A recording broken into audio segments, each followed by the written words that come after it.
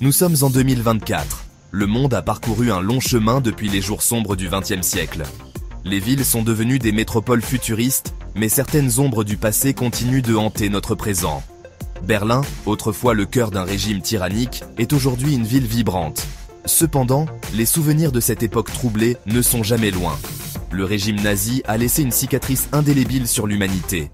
Les rassemblements de masse, les camps de concentration et la dévastation de la Seconde Guerre mondiale sont des rappels constants de la capacité humaine à infliger une souffrance inimaginable. Son nom, autrefois murmuré avec crainte, est maintenant perdu dans les annales du temps. Ce jeune homme, dont l'histoire est à la fois tragique et révélatrice, a été emporté par les courants tumultueux de l'histoire. Il n'était qu'un simple soldat, un rouage dans la machine de guerre allemande, mais son parcours reflète les dilemmes et les horreurs auxquels tant d'autres ont été confrontés. Il était un jeune homme lorsque le monde est devenu fou, emporté par la vague de nationalisme qui a submergé l'Allemagne. Comme beaucoup de ses pairs, il a été séduit par les promesses de grandeur et de renouveau national.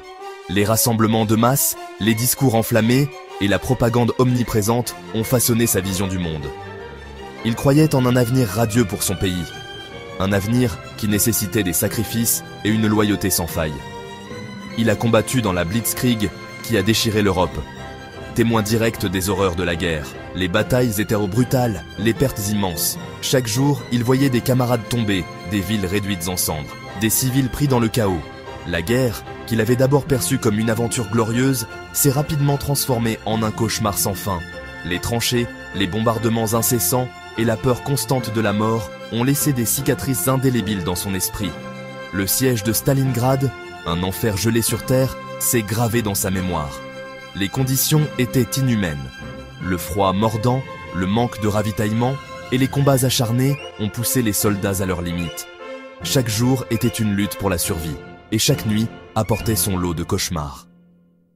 Stalingrad n'était pas seulement une bataille, c'était un symbole de la détermination et de la résistance, mais aussi de la folie et de la destruction. Il a servi dans l'ombre d'Auschwitz, l'odeur de la mort étant un rappel constant de la véritable nature du régime. Les rumeurs des atrocités commises dans les camps de concentration se répandaient parmi les soldats, mais beaucoup, comme lui, préférèrent détourner le regard. La réalité était trop horrible à affronter. Pourtant, les preuves étaient là, sous leurs yeux. Les trains remplis de déportés, les cheminées crachant une fumée noire et les récits des survivants. Auschwitz était un rappel brutal de la cruauté humaine et de la capacité de l'homme à infliger une souffrance indicible à ses semblables. Pourtant, au milieu du carnage, il s'accrochait à sa foi en le Führer, sa croyance en la cause nazie inébranlable. Il avait été endoctriné depuis son plus jeune âge, et cette foi aveugle était difficile à ébranler. Les symboles, les rituels et la camaraderie des soldats renforcèrent son engagement. Il voyait en Hitler un sauveur, un leader capable de redresser l'Allemagne et de la mener vers un avenir glorieux. Mais cette foi était de plus en plus mise à l'épreuve par les réalités de la guerre et les doutes qui commençaient à s'insinuer. Mais alors que le vent tournait et que les forces alliées se rapprochaient, le doute commençait à s'insinuer dans son esprit. Les défaites successives, les pertes humaines et les récits des atrocités commises par le régime nazi ont ébranlé ses certitudes. Il se demandait si tout cela en valait vraiment la peine, si les sacrifices étaient justifiés. La propagande ne suffisait plus à masquer la réalité. La guerre touchait à sa fin, et avec elle, les illusions d'un jeune soldat qui avait cru en un rêve devenu cauchemar. 1. L'Allemagne était en ruine, ses villes réduites en décombres, son peuple brisé. Le régime nazi, autrefois invincible, s'était effondré. Notre sujet, comme beaucoup d'autres, a abandonné son uniforme et s'est fondu dans l'anonymat du chaos d'après-guerre.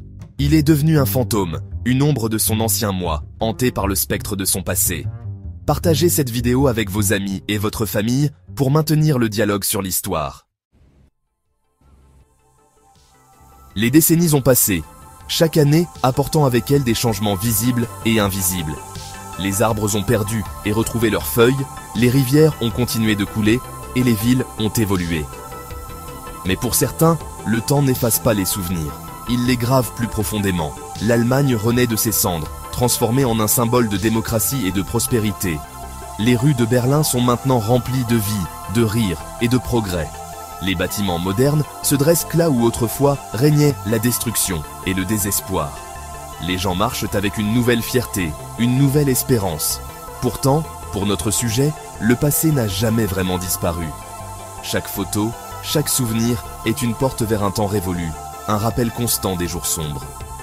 Les visages sur les photos, bien que figés dans le temps, semblent murmurer des histoires de douleur et de regret. Les cauchemars persistaient, rappels saisissants des horreurs dont il avait été témoin et auxquelles il avait participé. Chaque nuit, les mêmes scènes se rejouaient dans son esprit, les cris, les visages déformés par la peur, les ombres des actes impardonnables.